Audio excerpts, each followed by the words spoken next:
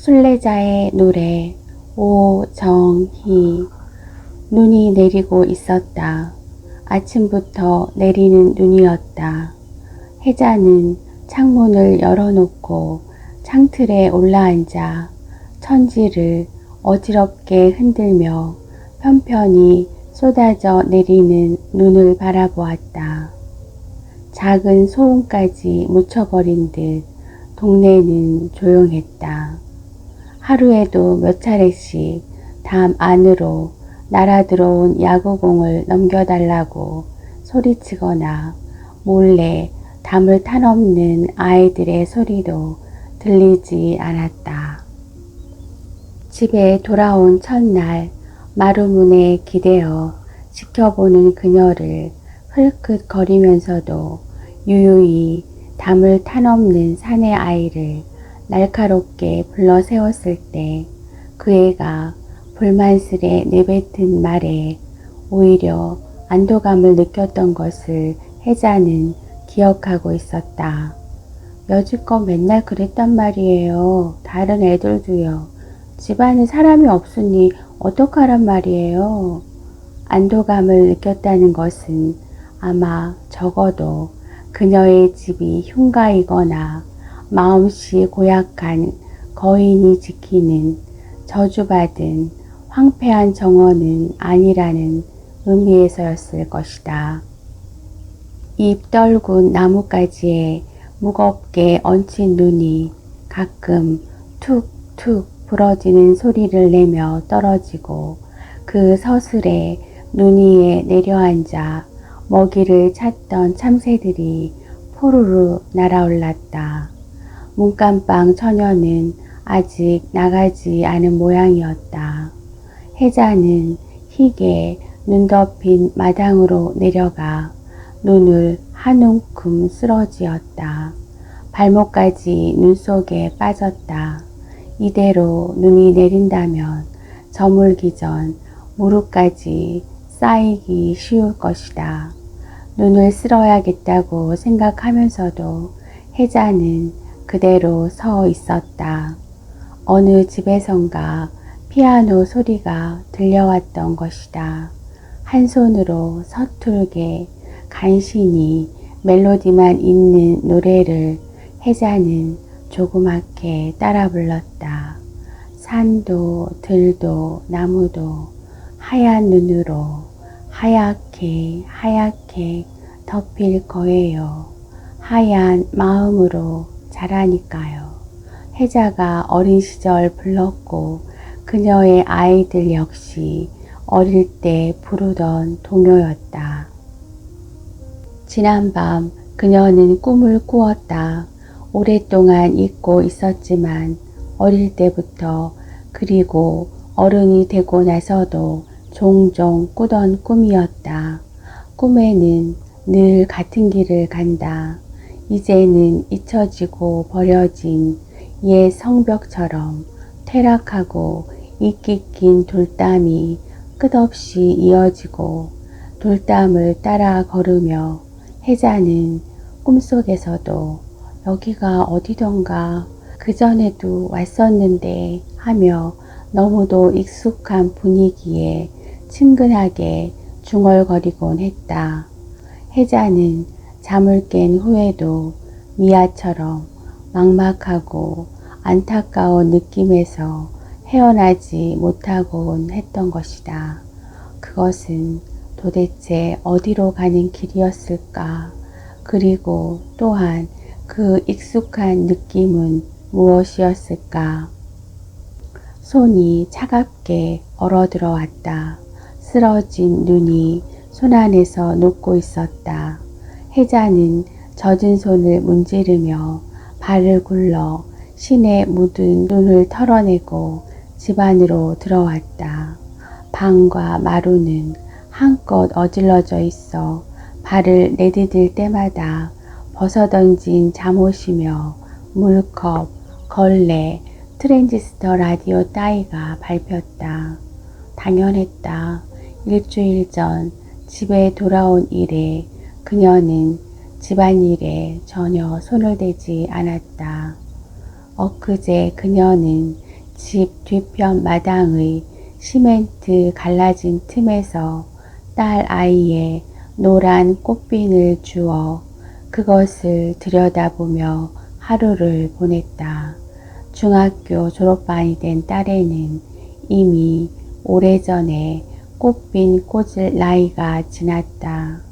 한 달 전까지 남편과 두 아이 살림을 도와주던 시모가 살던 집이었지만 그녀가 돌아왔을 때 그녀의 살림살이만 고스란히 남긴 채 말끔히 비어져 있었다.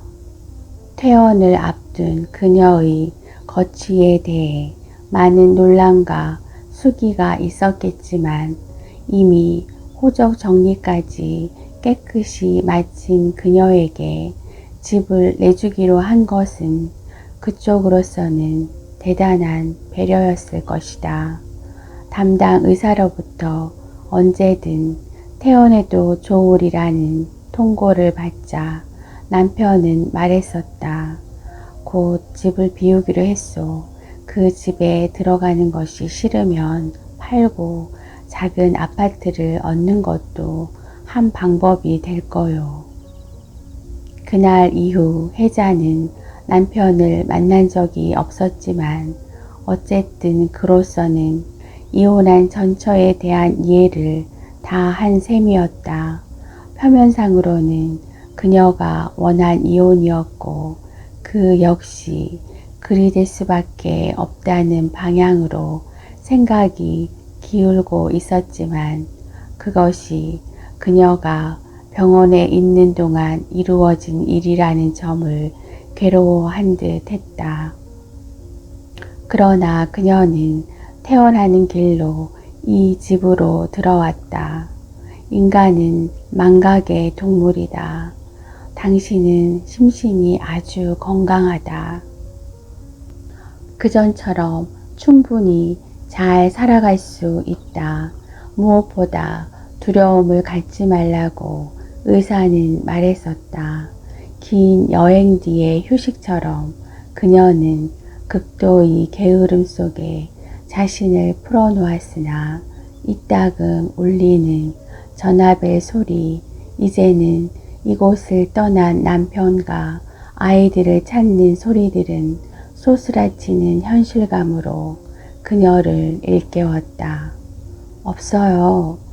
이사 갔습니다. 모르겠는데요. 짤막하고 무뚝뚝한 대꾸로 전화를 끊고 나면 그녀는 미친 듯 그들이 남긴 흔적을 찾아 집안을 뒤졌다. 한바탕 집안을 휘젓고 난 뒤면 그녀는 무릎을 쌓안고 소리 죽여 흐느껴 울었다. 찬밥에 고추장을 비벼 늦은 점심을 먹고 잠깐 누웠던 혜자의 낮잠을 깨운 것은 요란한 벨소리였다. 누굴까? 얼결에 화들짝 놀라 깬 그녀가 마루문을 열었을 때 또 한 차례 초인종이 울리고 등기 왔습니다. 도장 주세요. 소리치는 집배원의 모습이 철대문 너머로 보였다. 도장이 어디 있더라? 예전의 버릇대로 대부분 빈 화장대 서랍들을 차례로 열었다. 도장이 없어요. 혜자는 밖을 향해 황망히 소리쳤다. 원참, 손도장이라도 찍으세요. 등기 편지는 건너방 처녀에게 온 것이었다. 건너방은 아무런 기척 없이 조용하고 부엌 문에는 맹꽁이 자물쇠가 걸려 있었다. 혜자는 부엌 창으로 손을 들이밀어 편지를 넣어두고는 방으로 들어왔다. 놀라 잠에서 깬 탓에 아직 쿵쿵 뛰는 가슴을 누르며 한껏 열린 화장대 서랍들을 밀어 닫았다. 네 번째 서랍을 닫으려다 혜자의 손이 멈칫 멎었다. 그곳에 들어있는 눈에 익은 작은 수첩 때문이었다. 까마득히 잊고 있었던 것, 그러나 분명히 손때 묻은 자신의 것이었다. 그녀는 수첩을 꺼내 성급히 한 장씩 넘겼다. 29일 덕수궁, 16일 오후 3시 알아야, 신세계 백화점 박앤세일 15일부터 21일까지 모직 셔츠와 조끼, 짤막짤막한 메모들은 흐릿하게 기억나는 것도 있고 전혀 짐작이 가지 않는 것도 많았다. 때론 미소 지으며 때로 애써 기억을 더듬어 눈살을 찌푸리며 혜자는 하나씩 읽어나갔다. 수첩의 뒷부분에는 전화번호들이 적혀 있었다. 위로부터 나란히 적힌 것은 그녀의 대학 동창들의 전화번호였다. 비교적 가깝게 지내던 친구들이었는데 왜 그네들 생각을 한 번도 한 적이 없었을까? 혜자는 비로소 할 일을 찾아낸 듯 성급히 전화 다이얼을 돌렸다. 숙자가 근무하는 여성지 편집실로 전화를 했을 때 전화를 받은 상대방은 그녀가 오래전에 잡지사를 그만두었음을 알려주었다. 애경의 집으로 전화를 걸자 막바로 테이프에 녹음된 여자의 음성이 흘러나왔다. 지금 거신 전화번호는 잘못된 번호이니 다시 거시기 바랍니다. 이상한 일이었다. 무엇인가 홀린 기분이었다. 명화의 집은 아예 신호음만 갈 뿐 받지를 않았다. 그녀는 참을성을 가지고 춘자의 집 번호를 돌렸다. 전화번호가 바뀌었습니다. 상대방은 짧은 한마디로 전화를 끊었다. 혜자는 수화기를 내려놓고 잠시 망연해졌다. 자신이 홀로 떨어져 있던 이태간의 세월이 비로소 엄청난 현실감으로 압박해 왔던 것이다. 그것은 쓰디쓴 배신감이기도 했다. 이게 마지막이야. 그녀는 속으로 다짐하며 마치 자신의 운을 걸고 마지막 패를 던지는 도박꾼처럼 비장한 심사가 되어 5번째로 다이얼을 돌렸다. 신호가 떨어지고 여보세요? 응답하는 목소리에서 곧장 정옥의 얼굴을 떠올리며 혜자는 짐짓 느릿느릿 말했다. 정옥이? 나 혜자야. 어머. 뜻이 분명치 않은 감탄사의 되풀이에 이어 말이 끊겼다. 죽은 사람에게서 온 전화라도 받은 듯 질린 기색이 역력히 전해졌다. 오랜만이구나. 건강은 어떠니? 그녀의 말을 받으며 정옥이 허둥지둥 덧붙였다. 어디 있니? 집이야. 집에 왔어. 다른 친구들 잘 있지? 통 연락이 안 되는구나. 그럴 거야. 이사를 많이 했어.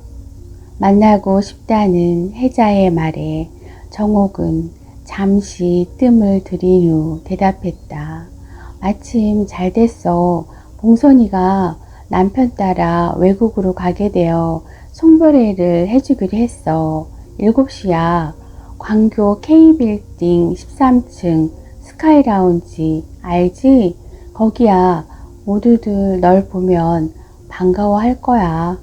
정옥과 통화를 끝낸 후 혜자는 다시 인형극 연구소로 전화를 걸었다. 민 선생은 인형 제작도 하지만 인형극 연출에 더 뜻이 큰 사람이었다. 혜자가 만든 빨간 모자와 해님 달님의 인형으로 텔레비전 방송국에서 극을 연출한 적도 있었다. 그때 민 선생은 혜자가 만든 인형들이 표정이 살아있고 아이디어가 참신하다고 칭찬했다.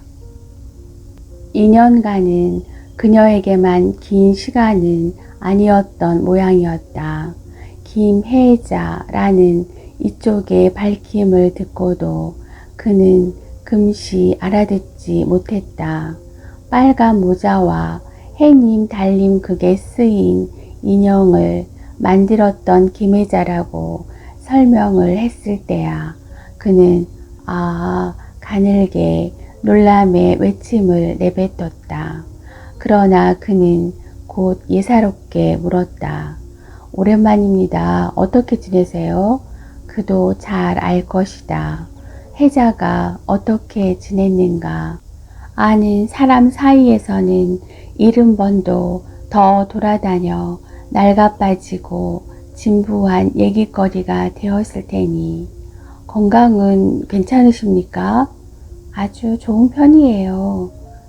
요즘도 인형극 하시지요? 그녀는 오래 얘기하고 싶었다. 그는 친절하고 더욱이 혜자의 인형에 대해 호감을 가진 사람이었다. 언제 짬내서 한번 놀러 나오십시오. 지금이라도 나갈 수 있노라고 저녁에 약속 시간까지 서너 시간쯤 낼 수 있노라고 말하고 싶었으나 혜자는 아쉽게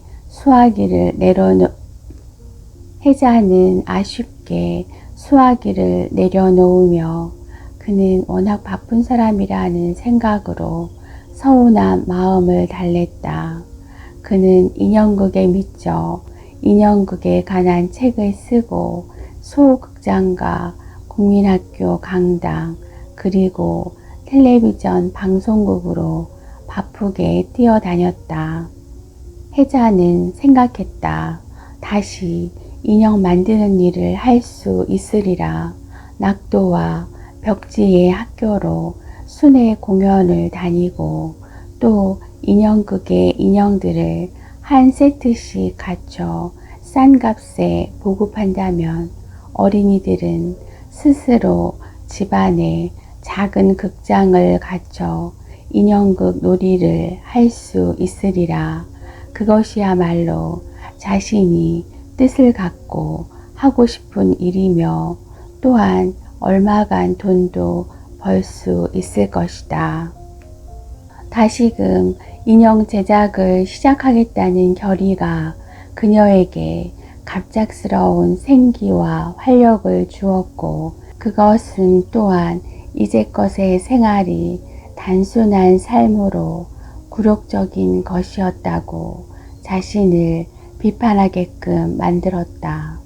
저녁에 친구들을 만나는 자리에서 지금 자신이 하고 있는 일, 앞으로의 창창한 계획에 대해 이야기하리라.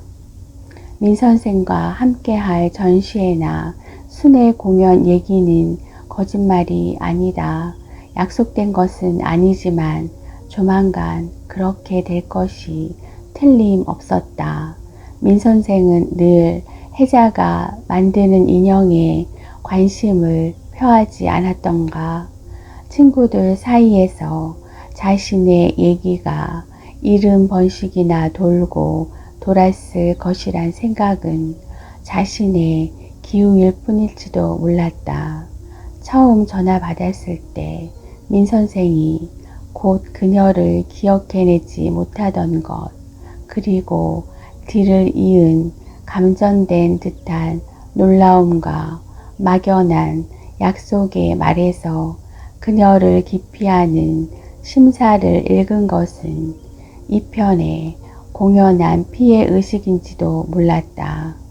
자신이 생각하는 만큼 남들은 자신에게 관심을 갖거나 오래 기억하고 있지 않다고 의사도 말하지 않았던가. 그리고 그것은 그들에게 이태 전 어느 여름 석간신문 기퉁이의 일단 기사에 불과한 일이었다. 적어도 그들은 한 지인의 불행한 사건을 잊기 위해 2년 동안 살았던 것은 아니었다. 오후 1시에서 3시까지 이어지는 의사와의 의미 없는 문답놀이로 시간을 보내며 다만 잊혀지려는 염원으로 기다려왔다. 환경을 바꿔보는 것도 좋으리라는 남편의 충고를 따르지 않고 이곳으로 다시 돌아온 것은 천만 잘한 일이었다. 어떻게 다시금 인형 만드는 일에 손을 대겠다는 생각을 할 수 있었겠는가? 작은 수첩을 찾아낼 수가 있겠는가? 혜자는 다락으로 올라갔다. 그녀가 넣어두었던 그대로 한 겹 신문지 아래 그것들은 고스란히 들어있었다. 굵고 가는 토막철사, 굳어버린 접착제 튜브, 물감 들인 새의 깃털과 한 움큼의 스펑클, 얼굴뿐인 견우와 직녀, 만들다만 선녀의 나래옷, 그녀의 손에 의해 잠겨진 후 한 번도 열려본 적이 없었을 트렁크 속에서 쟤처럼 조용히 누워있는 그것들을 하나씩 들춰내며 그녀는 이상하게 가슴이 무너지는 듯한 슬픔을 느꼈다. 그녀는 잠깐 눈을 감고 심호흡을 했다. 트렁크 맨 밑바닥에 감추어진 것, 그녀의 가슴 밑바닥에 돌처럼 단단히 자리 잡은 것이 무엇인지 그녀는 너무도 잘 알고 있었다. 100년 동안의 깊은 잠에서 깨어나지 못한 아름다운 공주, 그녀가 마지막으로 완성한 작품이었다. 의상을 입고서 화려한 드레스에 주름을 펴기 위해 마지막 인두질을 할 때 그 사건이 일어났던 것이다. 떨리는 손으로 신문지를 벗겨내자 화관에 둘러싸인 풍성한 머리털을 자랑스럽게 흐트린 공주의 얼굴이 드러나고 몸체가 드러났다. 눈발은 훨씬 가늘어져 있었다. 4시였다. 약속 시간까지는 아직 넉넉히 시간이 남아 있었지만 혜자는 외출 준비를 시작했다. 세수를 하고 시간을 들여 화장을 했다. 더욱이 오늘은 모처럼 허물없는 친구들을 만나는 날이 아닌가. 옷장문을 활짝 열어 옷걸이에 걸린 옷들을 하나씩 점검했으나 입고 나갈 만한 것은 없었다.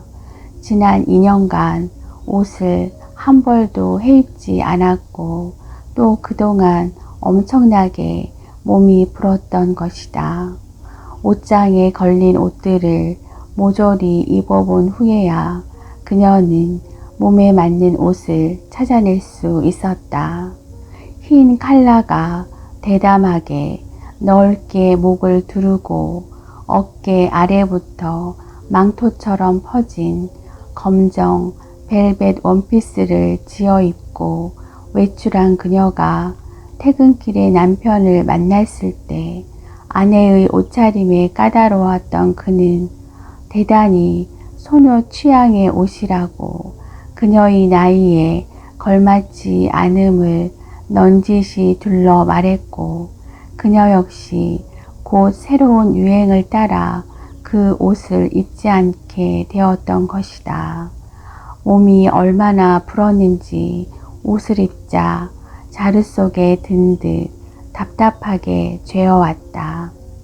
길게 자란 머리를 빗어 묶고 그녀는 자신의 모습이 무성 영화시대의 배우와 같다는 생각을 하며 거울을 보았다.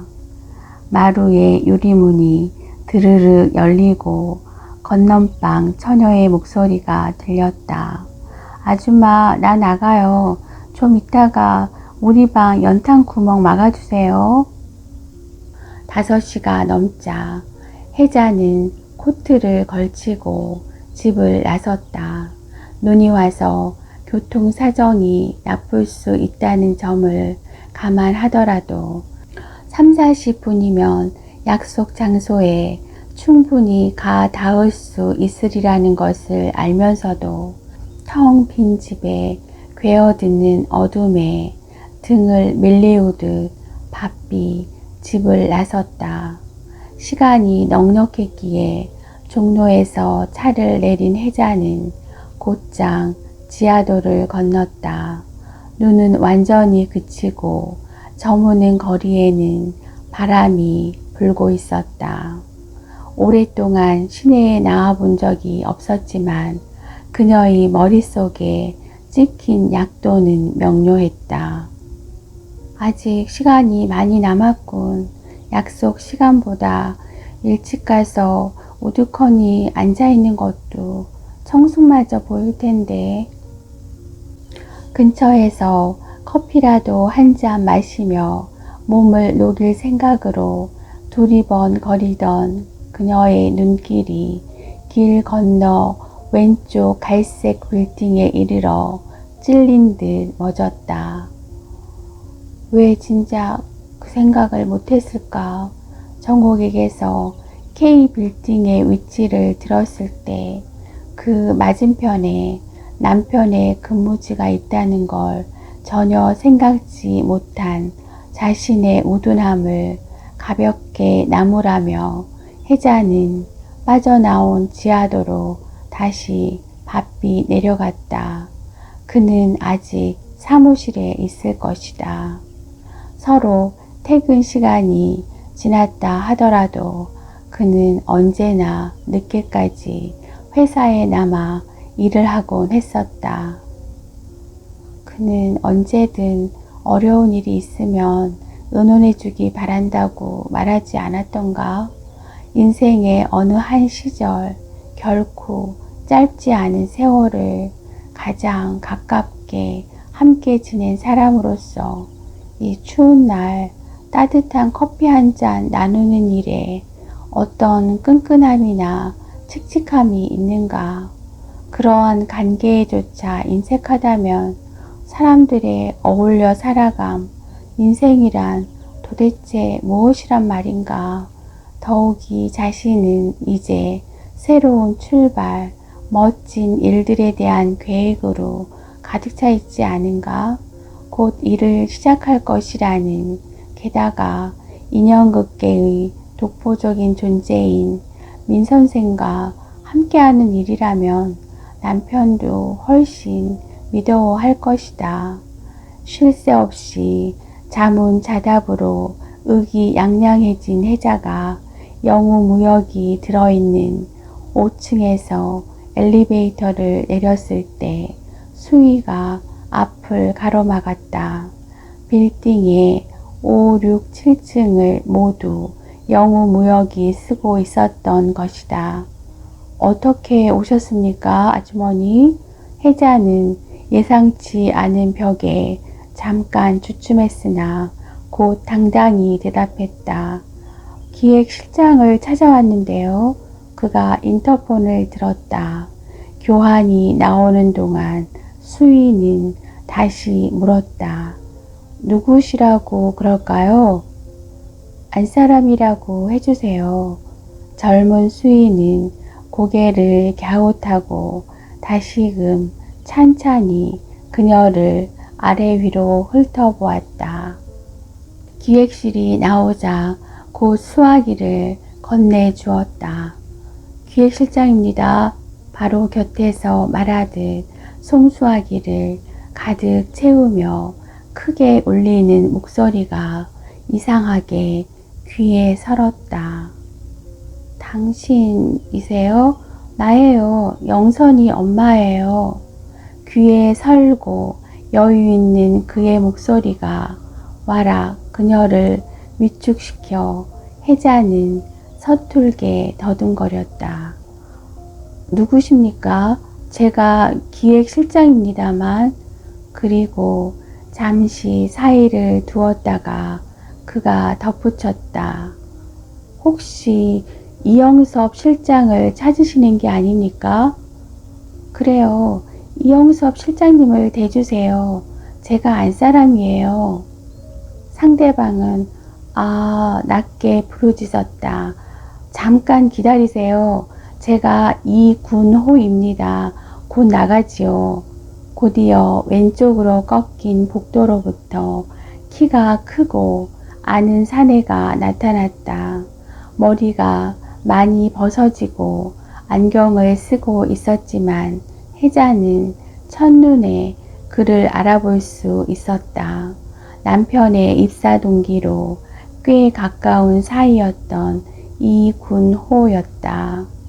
10,000원을 한 그는 결혼 전까지 술이 취하면 을에 그녀의 집에서 묻어자곤 했었다. 그가 안내한 곳은 접객용의 작은 방이었다.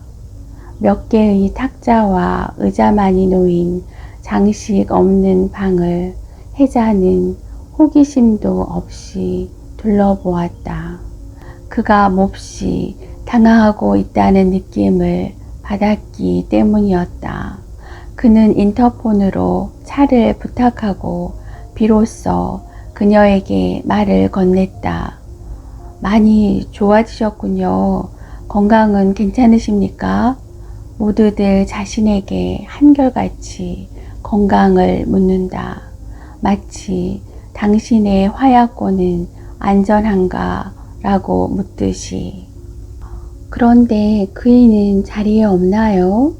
혜자는 웃음 띤 얼굴로 그를 바라보며 조심스레 물었다. 모르셨습니까? 그가 미간을 좁히며 뜻밖이라는 듯 되물었다. 반소매 스웨터를 입은 젊은 여자가 커피를 가져와 탁자 위에 놓았다. 그는 더 이상 입을 열지 않고 찻잔에 설탕을 넣어 천천히 적기 시작했다. 무슨 말씀이신가요? 뉴욕지사로 나갔지요. 1달 되었습니다. 혜자는 방금 한 모금 마신 흰 찻잔에 붉게 찍힌 자신의 입술 자국을 뚫어지게 바라보았다. 실내는 너무 더웠다.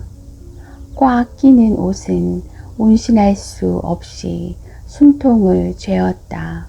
코트의 단추는 풀어놓았지만 좁은 벨벳 원피스 위로 살이 터질 듯 괴롭게 부풀어 올랐다.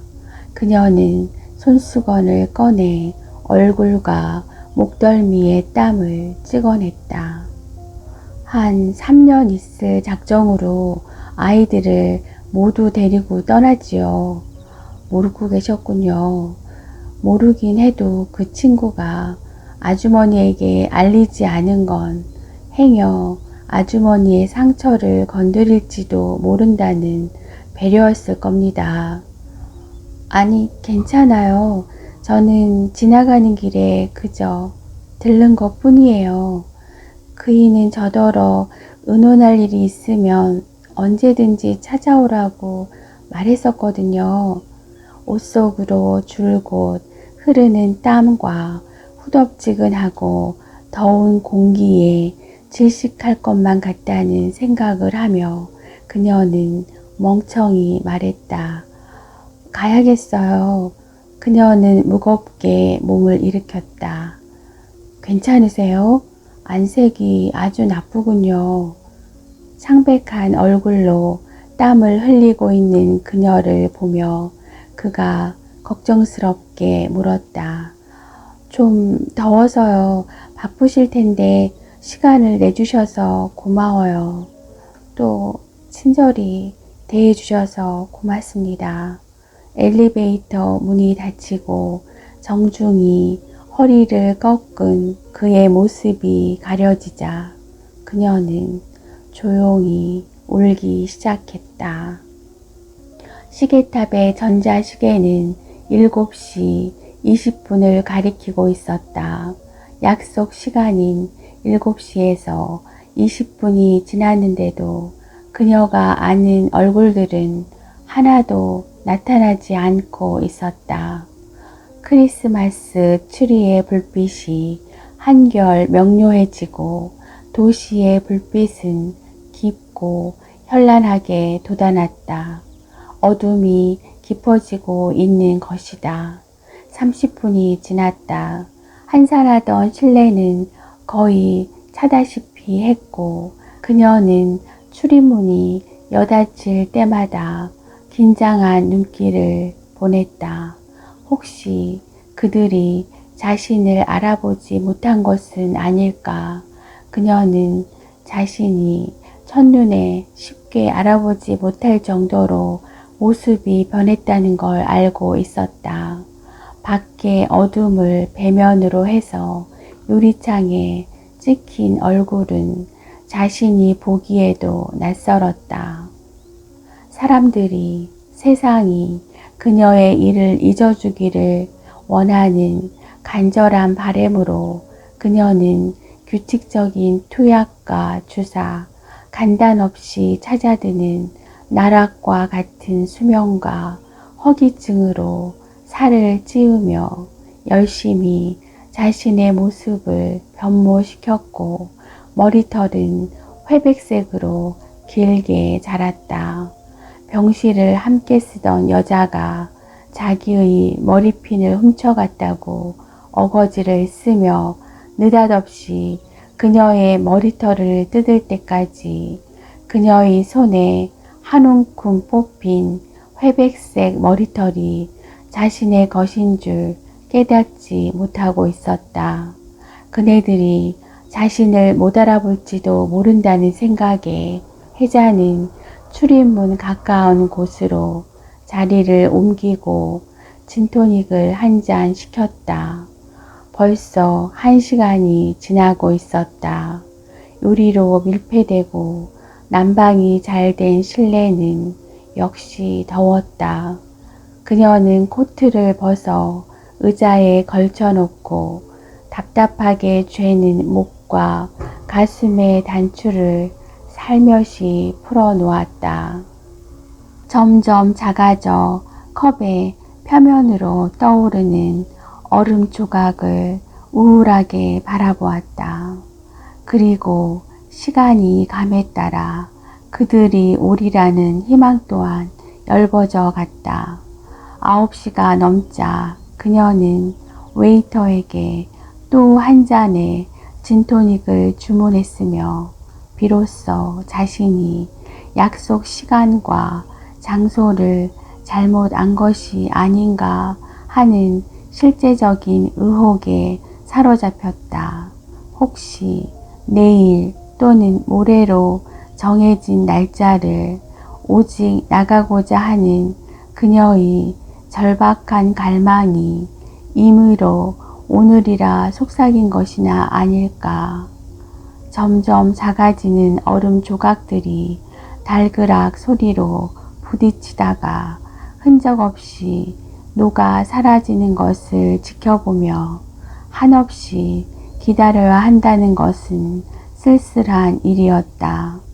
10시가 되어 또 한 잔의 진토닉을 주문했을 때 젊은 웨이터는 넓고 흰 깃을 목 둘레에 부채살처럼 두르고 강철처럼 뻣뻣하고 윤기 없는 회백색 긴 머리털을 느린 몹시 비대한 여자를 마치 유령을 보는 듯한 눈초리로 바라보았다. 그들이 이제 오지 않으리라는 것이 자명한 사실로 드러났고 그녀는 심한 노여움에 사로잡혔다. 그녀가 모임에 나오리라는 것을 알고는 몰래 장소를 옮겼음에 틀림없었다. 이 부근에 어딘가에 자리 잡고 앉아 유리창을 통해 환히 보이는 기다림에 지친 그녀를 손짓하며 끝없이 수군댈 것이다. 글쎄, 걔가 전화를 했지 뭐니. 너희들에게도 다 전화를 했었대. 용케 피했구나. 남자는 죽고 그앤 풀려났지만 그럼 뭐라니, 폐인이 다 된걸. 실제로 귓전에서 울리는 소리에 혜자는 귀를 틀어막았다. 아무리 정당방위라지만 어쨌든 그랬으니까 이혼했다지? 그럴 거야. 어떻게 같이 살겠어. 무서워서. 정절을 지키기 위해서였을까? 얼결에 자기도 모르게 한 짓이 아니었을까? 아마 공포 때문이었을 거야. 후에 걔가 정신병원에 들어간 걸 봐도 알지. 남들의 얘기 속에서는 죽은 것은 언제나 도둑이 아닌 남자였다. 남편도 그랬었다. 무엇인가 자꾸 알아내고 싶어 했다. 그가 단순히 나 털이 도둑인가 전부터 알던 사이까지는 아니더라도 적어도 지나치며 낯이 익은 사내는 아닌가를 교묘히 우회하며 그러나 집요하게 캐물었다. 처음 보는 남자였어요. 무슨 일이 있었냐고요? 보는 그대로지요. 제발 날 내버려둬요. 도대체 뭘 알고 싶어 그러는 거예요? 그녀는 그녀의 생각으로는 수천 번 이상 했었던 말을 되풀이하며 입을 틀어막고 울었다. 그녀가 속치마 바람이었고 사내가 흉기를 지니고 있지 않았다는 것이 끝내 석연치 않은 의혹으로 자랐던 것이리라. 문득 주위가 조용해진 것을 깨닫고 혜자는 두리번거렸다. 스탠드에 기대서 있던 웨이터가 그녀를 보며 커다랗게 입을 벌려 하품을 했다. 시계탑의 시계가 11시를 가리키고 있었다. 옛 기억을 더듬어 집으로 가는 방향에 택시 정류장을 찾아 겨우 한 구간을 걸었을 뿐인데도 그 사이 행인들은 눈에 띄게 줄었다. 어떻게 해야 집에 갈 수 있는지 도시 짐작이 되지 않았다. 그러나 무엇보다 혜자를 괴롭히는 것은 위벽이 쥐어 뜯기는 듯한 허기증이었다. 점심때 이후 그녀가 먹은 것이란 맹물과 다름없는 진토닉 3잔뿐이었다는 생각이 그 시큼하고 떫은 맛의 억울함이 더욱 그녀의 허기증을 자극했다. 병원에서도 늘 그랬다. 언제나 배가 고픈 그녀를 위해 지난 여름 딸아이는 닭구이를 보온통에 담아 면회를 왔었다. 눈부시게 흰 여름 모자를 쓰고 온 그 애는 개걸스레 먹는 그녀를 보며 몹시 울었다. 엄마, 우린 모두 죄를 지어요. 용서해 주세요.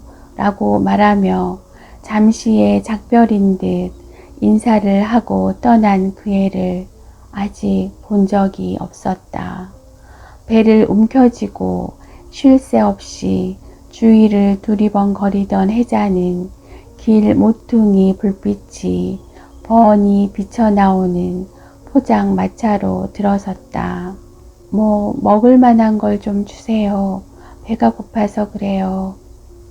아낙네는 불쑥 들어선 그녀를 좀 놀란 눈으로 바라보았으나 말없이 그릇에 어묵꼬치 2개를 넣고는 국물을 부어 내밀었다. 이것밖에 없어요. 다 떨어졌네요. 지금 들어가려는 참인데. 꼬치 2개를 순식간에 먹어 치우자 그녀는 국물을 한 그릇 더 부어주었다. 혜자는 아낙네가 이빨로 마개를 따주는 소주병을 받아들고 돈을 치렀다. 혜자는 찻길에서 빗긴 고궁의 돌담을 끼고 걸었다. 느릿느릿 울리는 자신의 발소리뿐 꿈속의 길처럼 조용했다.